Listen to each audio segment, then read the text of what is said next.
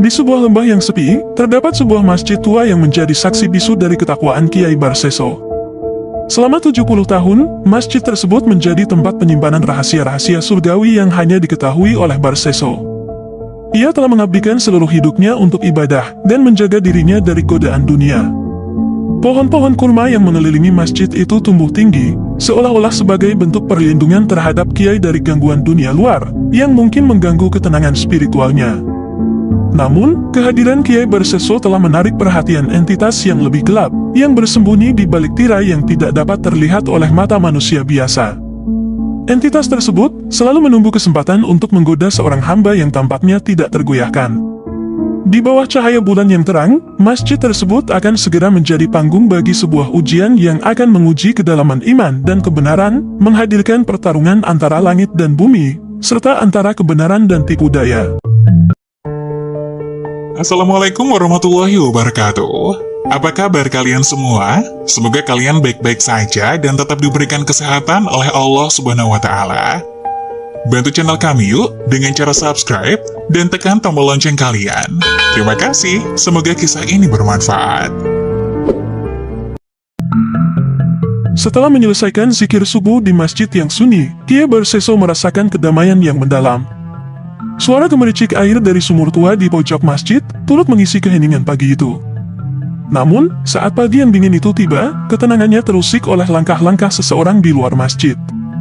Di ambang pintu masjid, seorang pria berjubah putih tampil dengan sorot mata yang cerdas dan sinar ketenangan di wajahnya. Dia mengamati Kiai Barseso dengan pandangan yang sulit dipahami. "Assalamualaikum Kiai," ucapnya dengan lembut namun penuh kekuatan. Kiai Barseso membalikkan kepalanya dengan ekspresi terkejut yang jarang terlihat di wajahnya yang biasanya tenang. "Waalaikumsalam, siapakah engkau dan mengapa engkau hadir begitu pagi?" Pria itu melangkah masuk dan sinar fajar menerangi sekitarnya. "Saya adalah seorang pengembara yang mencari kedamaian jiwa dan telah mendengar tentang kebajikan Anda. Itulah sebabnya saya datang untuk belajar dari Anda Kiai." Kiai Barseso berpikir sejenak, matanya mencari tanda-tanda niat baik di dalam mata tamunya. "Kebajikan tidak hanya terletak pada diri saya, tetapi dalam ibadah yang kita persembahkan kepada Allah. Apa yang sebenarnya Anda cari?" Pria itu merendahkan kepala, seolah mencari kata-kata yang tepat. "Saya mencari pencerahan, dan saya berharap bahwa dengan berada di samping Anda, cahaya yang Anda miliki juga akan menerangi kegelapan jiwa saya." Kiai Barseso merenung sejenak, lalu mengangguk. "Anda boleh tinggal di sini, tetapi janganlah berharap lebih dari apa yang Allah berikan kepada saya." Waktu berlalu, dan pria misterius itu menjalani hidup di masjid dengan penuh ketulusan, membuat Kiai Barseso mulai mempertanyakan tingkat kedalaman ibadahnya sendiri. Namun di malam hari, ketika bintang-bintang menjadi saksi dari kerendahan hati dan pertanyaan-pertanyaan yang tak terucapkan, Kiai Barseso mulai merasa ada yang tidak beres. Suatu malam, di bawah cahaya rembulan yang menerangi kegelapan, Kiai Barseso dan pria itu duduk berhadapan setelah selesai beribadah.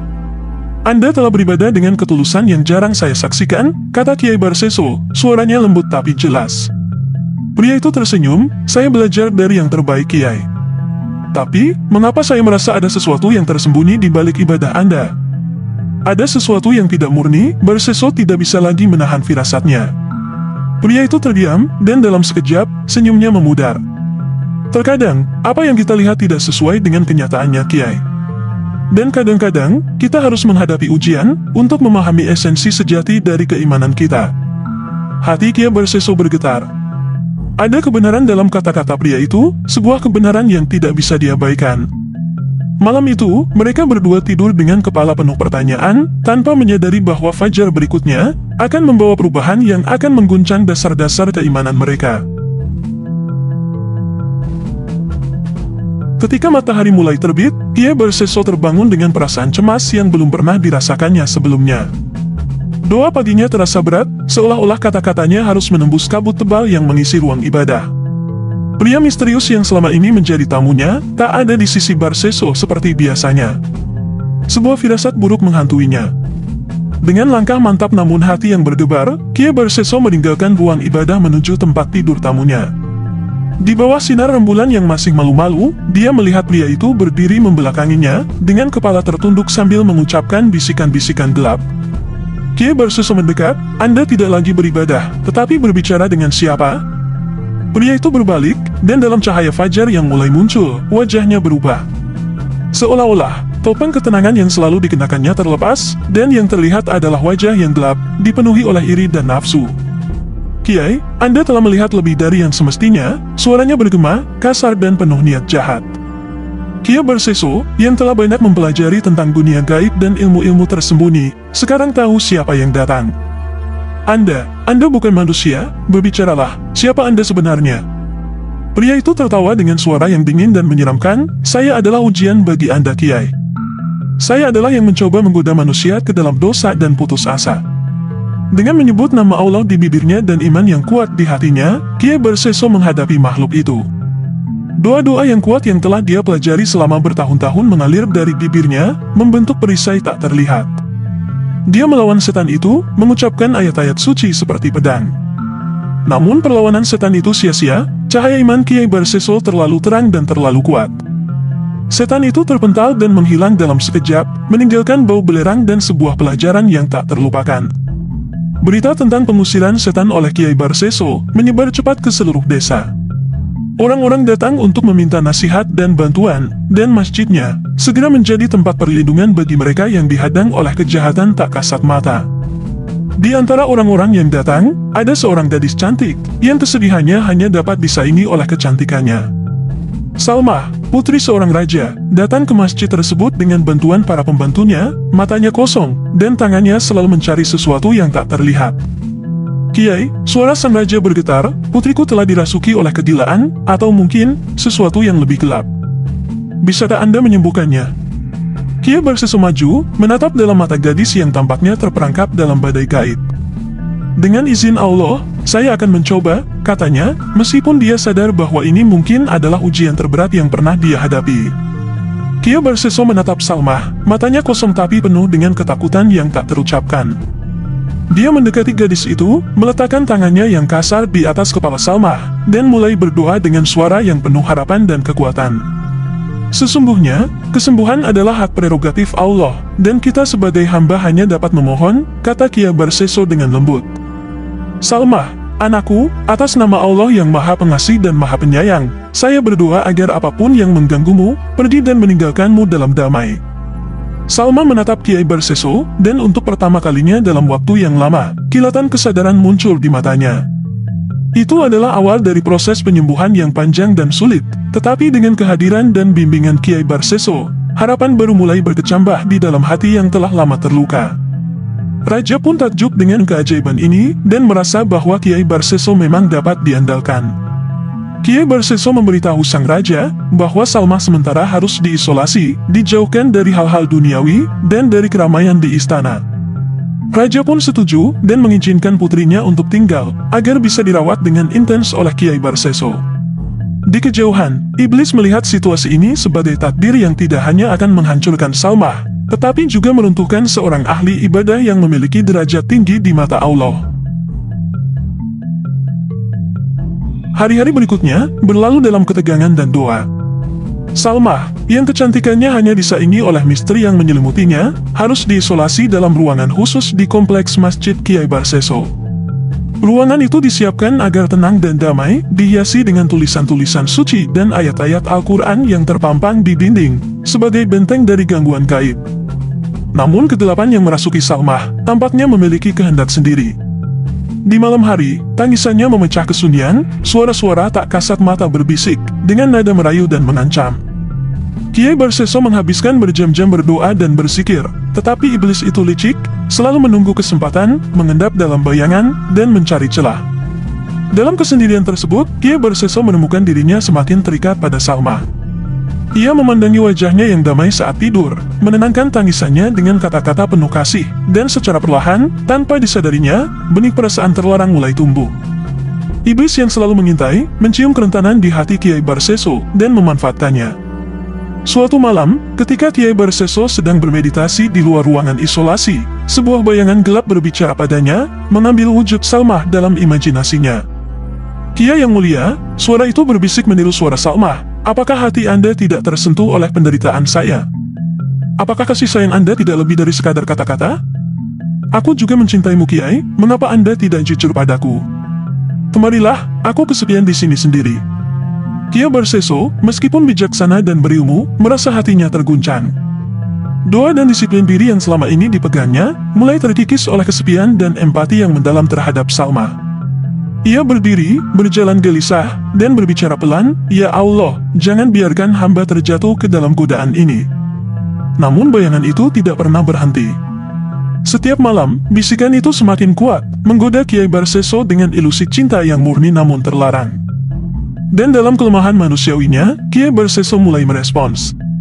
Ia mulai menghabiskan lebih banyak waktu di sisi Salma, menyentuh tangannya dengan alasan memberikan kesembuhan, menatap matanya mencari tanda-tanda pemulihan. Suatu malam, ketika kesunyian kembali menguasai masjid, dan angin malam lembut bertiup melalui jendela terbuka Salma, Kiai Barseso duduk di samping tempat tidur gadis itu, menopang kepala dengan tangan, pikirannya bergulat dengan perasaan yang tak dapat lagi ia pungkiri. "Salma," bisiknya hampir tak terdengar. Gadis itu membuka matanya perlahan, dan dalam kegelapan yang samar, mereka saling pandang dengan tatapan yang penuh syahwat. Tidak ada kata yang diucapkan, hanya hening yang penuh dengan perasaan terlarang. Kiai Barseso mulai tertarik dengan bibir Salma yang mungil, menyentuhnya dengan tangannya yang kasar, diikuti anggota tubuh lain yang semakin menegang. Salma hanya bisa mendesah pasrah, memahami bahwa ini mungkin bagian dari ritual penyembuhan. Di bawah cahaya bulan, bayangan siluet Kiai Barseso mulai bergerak naik turun, memenuhi hasrat yang selama ini ia pendam. Keringat kepuasan mengucur, diikuti air mata yang mengalir di wajah Salma. Kiai Barseso, yang kini terperangkap dalam jaring kegelapan, berbisik janji yang seharusnya tidak pernah diucapkannya. Hubungan mereka melanggar batas-batas fisik, dan melampaui garis suci yang tak terlihat, mengundang bahaya yang jauh lebih besar daripada mantra atau doa. Iblis yang telah lama menanti kesempatan ini, tertawa dalam kegelapan, karena ia tahu bahwa bahkan orang yang paling suci sekalipun bisa jatuh, dan jatuhnya mereka dapat lebih merusak daripada 1000 mantra jahat. Perubahan pada Salma tak terhindarkan, bulan demi bulan, rahasia yang mereka sembunyikan dengan rapat, mulai terungkap dalam bentuk yang tidak dapat disangkal. Perutnya mulai mengembang, hasil dari pergumulan terlarang dengan sang kiai yang dipenuhi nafsu. Desas-desus mulai beredar di antara para pengikut Kiai Barseso, menimbulkan keraguan dan bisikan sumbang. Kiai Barseso sendiri, yang selama ini dihormati sebagai pilar spiritualitas, merasa tanah di bawahnya berubah menjadi pasir yang bergeser. Panik menerpa jiwanya saat ia menyadari konsekuensi dari apa yang telah terjadi.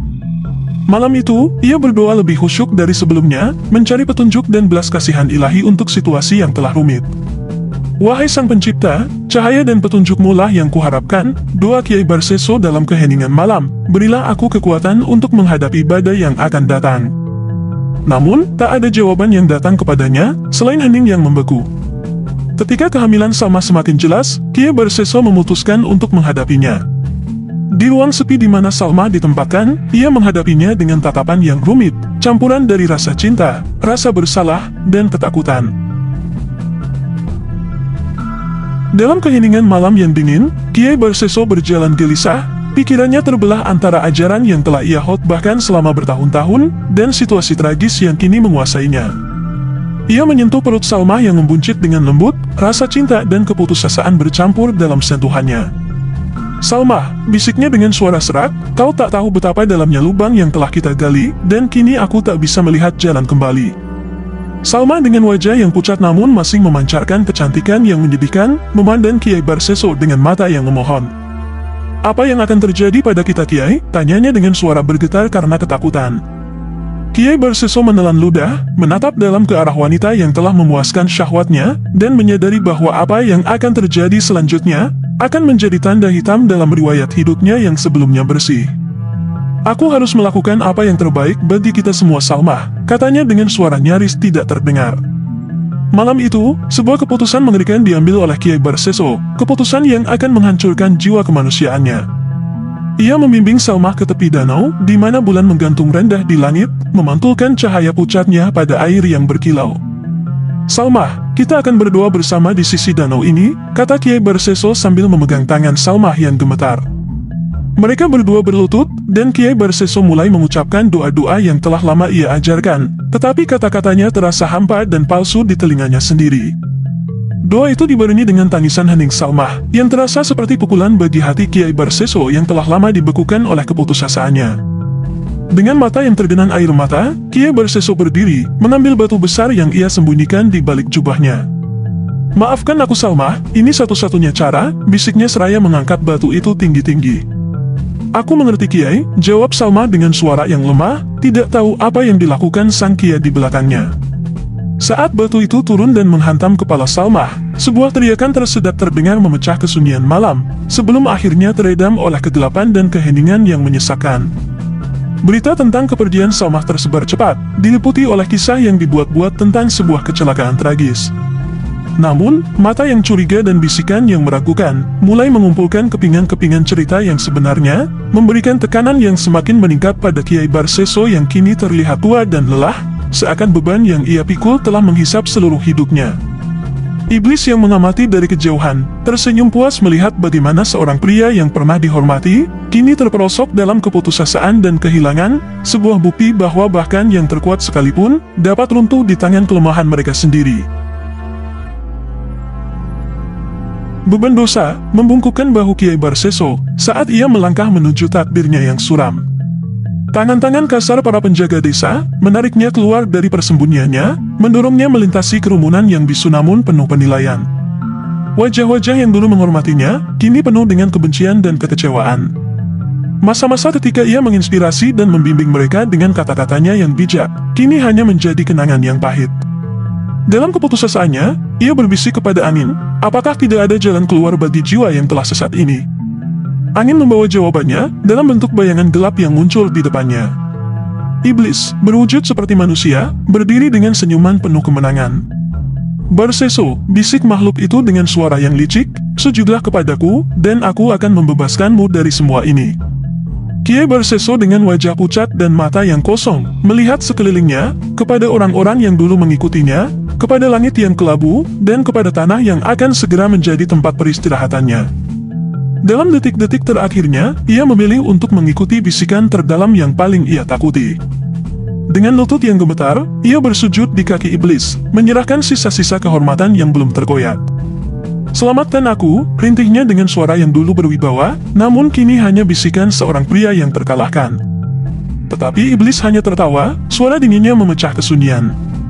"Sesungguhnya, aku berlepas diri dari perbuatanmu, dan aku takut kepada Tuhan semesta alam." Dan dengan itu, makhluk itu menghilang, meninggalkan Kiai Barseso sendirian, bersimpuh dalam kehinaan dan penyesalan yang tak terukur. Ketika penjaga membawanya menuju tiang salib, tidak ada kata yang diucapkan. Mata Kiai Barseso yang kosong menatap ke kejauhan, menyadari bahwa pengkhianatannya yang terakhir tidak membawanya kemanapun, kecuali lebih dalam ke jurang kesengsaraan. Dan di sana, di atas bukit yang dihadiri oleh kerumunan yang sunyi, Kiai Barseso disalib. Teriakan dan rintihan terakhirnya, tenggelam dalam angin yang berhembus lewat, membawa jauh ke dalam hutan, ke desa-desa terpencil, dan ke telinga Tuhan yang ia hianati. Saat nyawanya perlahan terlepas, ia sadar bahwa tidak ada iblis yang bisa disalahkan atas jatuhnya seorang manusia. Pilihan-pilihannya sendiri yang telah menuntunnya ke sini, ke akhir perjalanan yang tragis ini, di mana kegelapan menelan cahaya yang pernah ia bawa. Dan dengan nafas terakhirnya, Kiai Barseso menghadapi kebenaran yang terlupakan, bahwa setiap jiwa adalah penanggung jawab atas keselamatan dirinya sendiri. Semoga kisah ini bisa menginspirasi kita semua. Wassalamualaikum warahmatullahi wabarakatuh.